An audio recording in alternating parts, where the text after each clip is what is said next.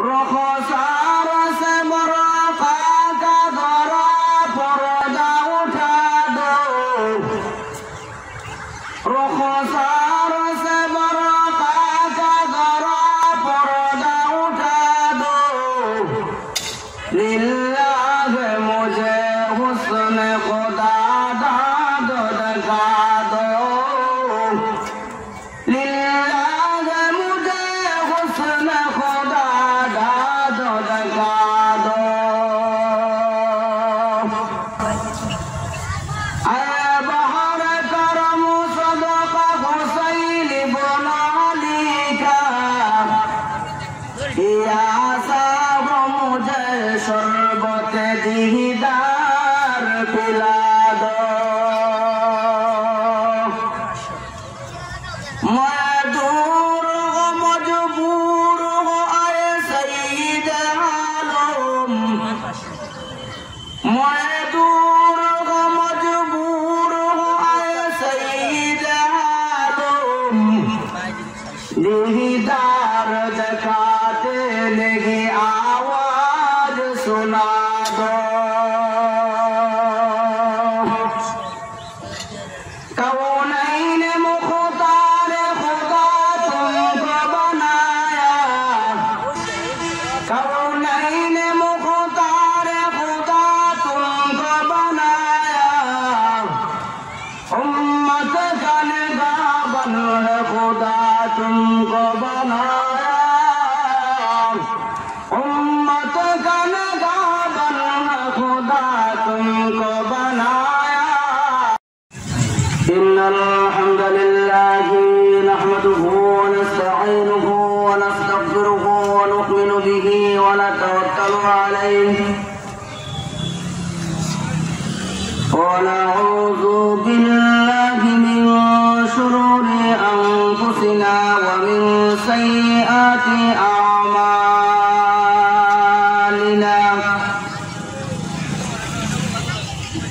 من يهده الله فلا مضل له ومن يضلله فلا هادي له ونشهد أن لا إله إلا الله الحي القيوم الذي لا تأخذه سنة ولا نوم صلى الله تعالى عليه وعلى آله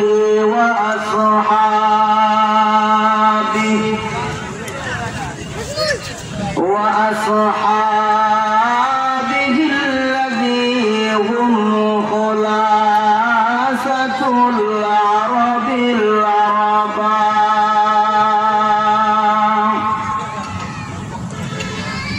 وخير الخلائق بعد الأنبياء.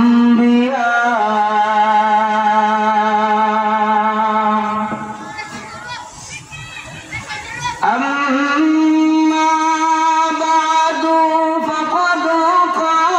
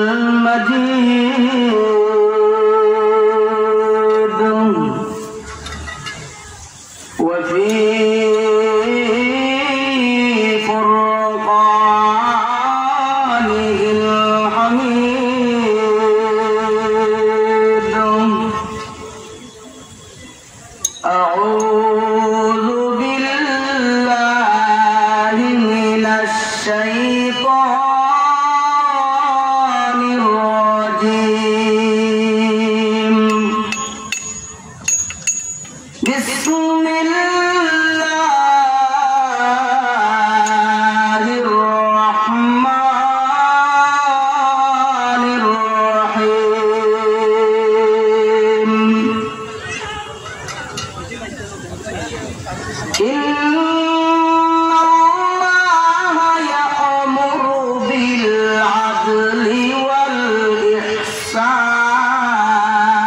والإحسان وإيتاء ذي القربى وينهى عن الفحشاء والمنكر والبغي يعظكم لعلكم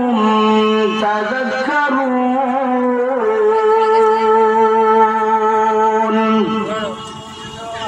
بارك الله لنا ولكم في القرآن العظيم ونفعنا وإياكم بالآيات والذكر الحكيم رخصار سبرقا كذرا فردا उठा दो رخصار سبرقا كذرا فردا उठा दो लिल्लाह मुझे हुस्न खुदा दाद दिखा दो लिल्लाह मुझे हुस्न खुदा दाद दिखा दो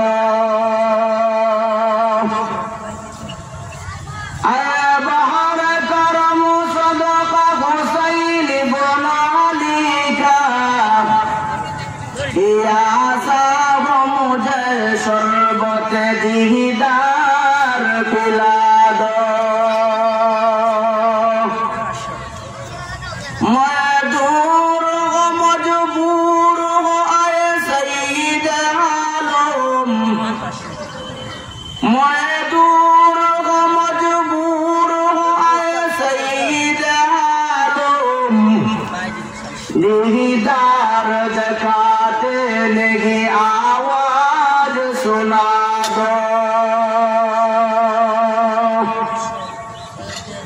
कौनैन मुख्तार खुदा तुमको बनाया कौनैन मुख्तार खुदा तुमको बनाया उम्मत का निगाहबन है खुदा तुमको बनाया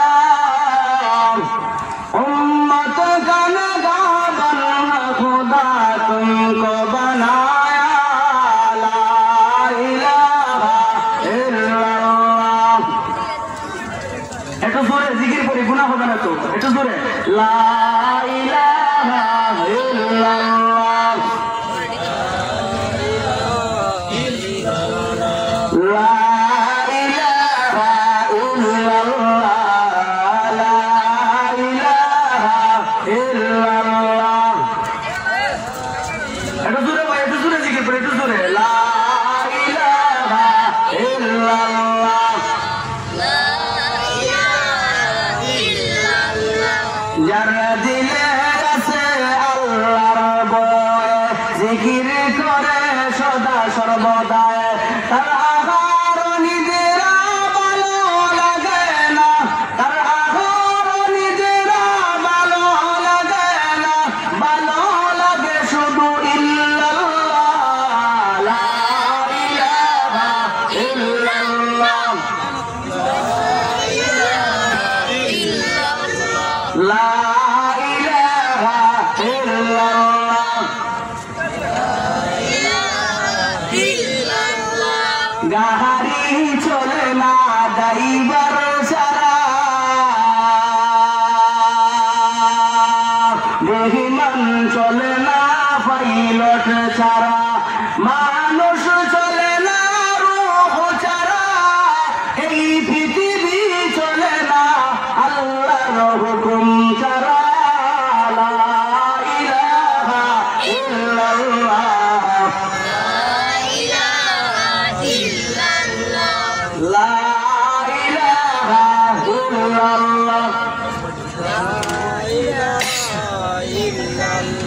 লা ইলাহা ইল্লাল্লাহ মুহাম্মাদুর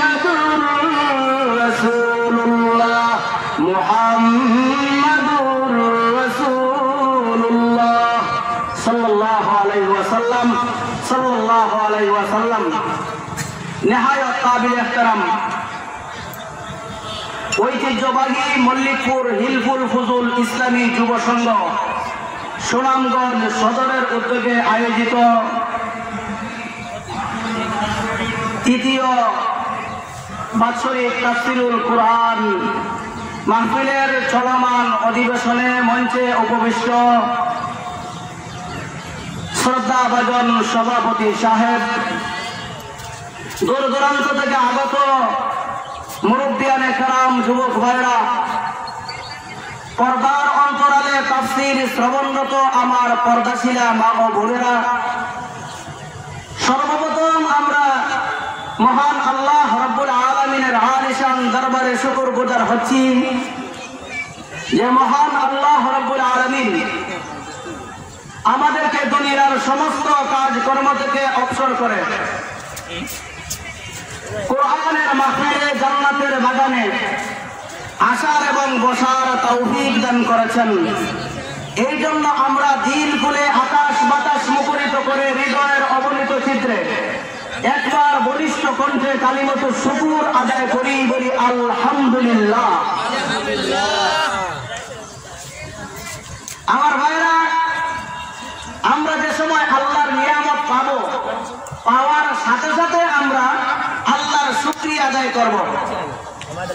কারণ আল্লাহ আমাদেরকে এতগুলা নিয়ামত আল্লাহ দান করেছেন যে নিয়ামত গুলার শুকরিয়া যদি আমার হায়াতে জিন্দেগিতে আদায় করি তারপরেও শেষ হবে না। কারণ আল্লাহ এত নিয়ামত আমাদেরকে দান করেছেন। এখন যদি আপনি আমি মনে করি যে আল্লাহ যেহেতু আমাদেরকে এতগুলা নিয়ামত দিয়েছেন, যেহেতু শুকরিয়া আদায় করে শেষ করা আমার হায়াতে জিন্দেগিতে সম্ভব হবে না, তাহলে লিখে রাখবো।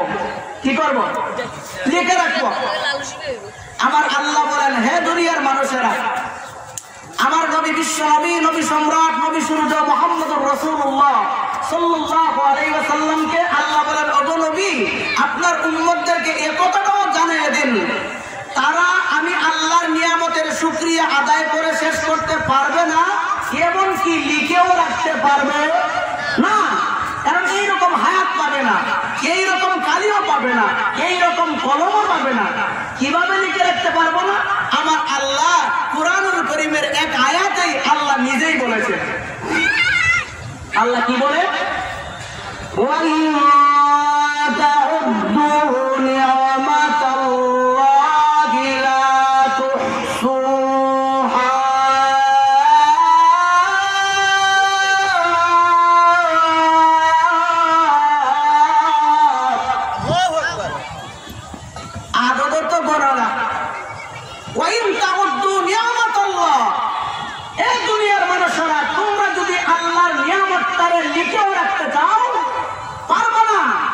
কেন পারবা না? কিভাবে পারবা না? কলম পাইবা না, খাতা পাইবা না, কাগজ পাইবা না, খালি পাইবা না। আল্লাহ অন্য আয়াতের মধ্যে আল্লাহ বলেন,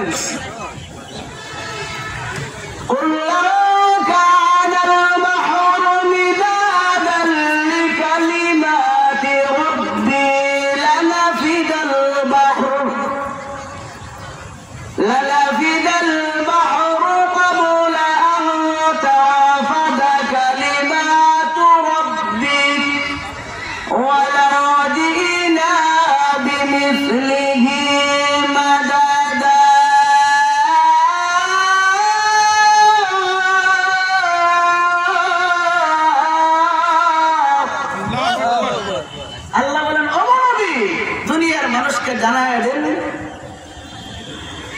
আল্লাহ পাক রব্বুল আলামিন বলেন, ইয়া রাসূলুল্লাহ, ইয়া হাবিবাল্লাহ, ওগো নবীজি, দুনিয়ার সমস্ত মানুষদেরকে জানায় দিন, ইয়া রাসূলুল্লাহ, ইয়া হাবিবাল্লাহ, আল্লাহর নবী গো, সারা দুনিয়ার মধ্যে যত গাছ আছে সবগুলোকে যদি আপনার একটা কলম বানানো হয়, দুনিয়ার যত গাছ আছে সবগুলার পাতাকে যদি খাতা বানানো হয়, এমনকি দুনিয়ার মধ্যে যত খাল বিল নদী নালা আছে সবগুলার পানিকে যদি খালি বানানো হয়, তারপরেও আমি মহান আল্লাহর নিয়ামত লেখা সম্ভব হবে না। শেষ হয়ে যাবে। নিয়ামতটা লেখা সম্ভব হবে না, নিয়ামতের শুকরিয়া লেখা সম্ভব হবে না। আমার ভাইরা, যাই হোক, এদিকে গেলে আমার হায়াত শেষ, একবারে নিকটে আসছে। আমি আপনাদের সামনে সূরা নাহলের 90 নম্বর আয়াতে কারিমা, আমার ভাইরা, আল্লাহ পাক রব্বুল আলামিনের কালামুল্লাহর মধ্যে 114 খানা সূরা আছে। কয়টা সূরা আছে? 114 খানা সূরা আছে।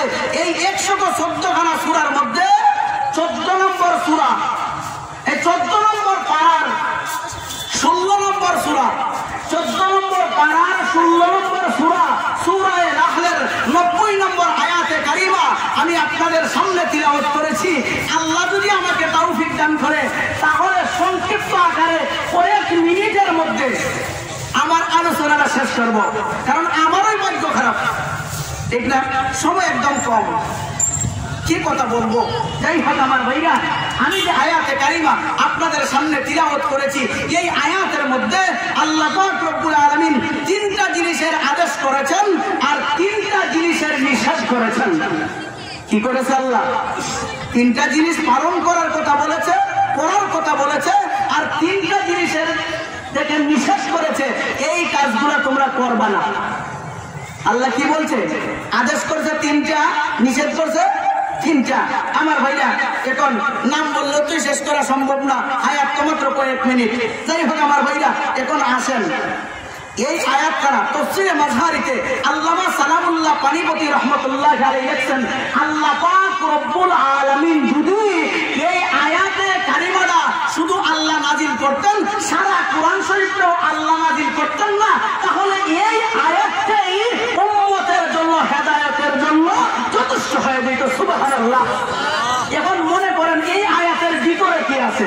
যাই হোক ভাইরা, এখন আসেন, আল্লাহ পাক রব্বুল আলামিন বলেন, ইন্নাল্লাহা ইয়া'মুরু বিল আদল, সদাচরণকারী হয়ে যাও, ইনসাফওয়ালা হয়ে যাও। আমার ভাইরা, সর্বপ্রথম এই আয়াতটা কেন নাজিল হইল? এই বুঝতে দিলে এই আয়াতটা কেন নাজিল হইল? আয়াতটা নাজিল হওয়ার প্রেক্ষাপট আছে কিনা? আয়াতটা কেন নাজিল হইল? হুজুর রে কেন লইয়াও, সভাপতি আসো। এখন এই আয়াতটা কেন নাজিল হইল? নবীজির একজন সাহাবী হযরতে আকসাম ইবনে সাইফি রাদিয়াল্লাহু তাআলা, আকসাম ইবনে সাইফি রাদিয়াল্লাহু তাআলা তখনও মুসলমান হন নাই। দলের মধ্যে একজন নেতা, একজন সর্দার। যে সময় আমার আপনার নবী, বিশ্ব নবী মুহাম্মদুর রাসূলুল্লাহ সাল্লাল্লাহু আলাইহি ওয়াসাল্লাম দ্বীনের দাওয়াত দেওয়া শুরু করলেন, তখন আকসাম ইবনে সাইফি রাদিয়াল্লাহু তাআলা আপনার এই খবরটা শুনতে পাইলেন যে আমার আপনার নবী, বিশ্ব নবী মুহাম্মদুর রাসূলুল্লাহ যে দ্বীনের দাওয়াত দিতেছেন। তখন আকসাম ইবনে সাইফি রাদিয়াল্লাহু তাআলা অন্তরের মধ্যে ঈমানের, ইসলামের একটা আলো জ্বলতে শুরু করলো, মনের মধ্যে একটা আগ্রহ দিন দিন বাড়তে লাগলো, যে আমার মনে চায় আমি মুহাম্মদুর রাসূলুল্লাহর কাছে গিয়া কালিমা পড়ে মুসলমান হয়ে যাব। মনে মনে একটা আগ্রহ। এখন একদিন দলের লোক সবাইকে বললেন, গোষ্ঠীর লোক, পুত্রের লোক সবাইকে বললেন যে আমার মনে চায় মুহাম্মদের কাছে গিয়ে কালিমা পড়ে মুসলমান হয়ে যাব। তখন দলের লোকেরা বলতেছে, গোষ্ঠীর লোকেরা বলতেছে, না না, আপনি বলেন সর্দার, প্রথমেই যদি আপনার এমপি সব চলে যান একটা বিচারে, হয় না? প্রথম কে যায়? Member, chairman. বিচারটা সমাধান করা যায় কিনা, এই মানুষটাকে জাস্টিফাই করার জন্য, যাচাই বাছাই করার জন্য প্রথমে ছোট মানুষ যায়, তারপরে বড় মানুষ যায়, যায় না? যায়। এখন আকসাম ইবনে সাইফি রাদিয়াল্লাহু তাআলা বললেন, এখন আমার তো মনে চায় আমি গিয়া কালিমা পড়ে মুসলমান হয়ে যাব। তখন উনার গোষ্ঠীর লোকেরা বলতেছে যে না, আপনি প্রথম যাইতে হবে না, আমরা যাই গিয়া মুহাম্মদরে পরীক্ষা করি। কি করি? উনি সত্য নবী না মিথ্যা নবী, ঠিক না বেঠিক? এখন আকসাম ইবনে সাইফি রাদিয়াল্লাহু তাআলা বললেন, উনাকে গিয়া 2টা প্রশ্ন করবেন। কয়টা প্রশ্ন? 2টা প্রশ্ন করবেন। এখন 2জন ব্যক্তি আসছে, আসিয়া আকসাম ইবনে সাইফি রাদিয়াল্লাহু তাআলা বলতেছে, মান আনতা, আপনি কে? আমরা প্রশ্ন করি না যে আপনি কে, নবী রাহমাতুল্লিল আলাইহিকে প্রশ্ন করা হয়েছে, মান আনতা, আপনি কে? ওয়া মা আনতা, আপনি কি? কয়টা প্রশ্ন? দুইটা প্রশ্ন করা হয়েছে, আপনি কে এবং কি।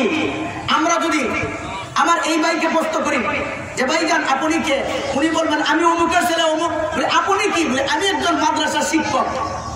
ঠিক না ঠিক? এখন আমার আপনার নবী বিশ্ব নবী রাহমাতুল্লিল আলাইহির কাছে যে সময় যাওয়া হয়েছে, এই দুইজন বাহক গিয়া বলতেছে মা আনতা ওয়া মা আনতা, আপনি কে, আপনি কি। আল্লাহর নবী প্রথম প্রশ্নের জবাবে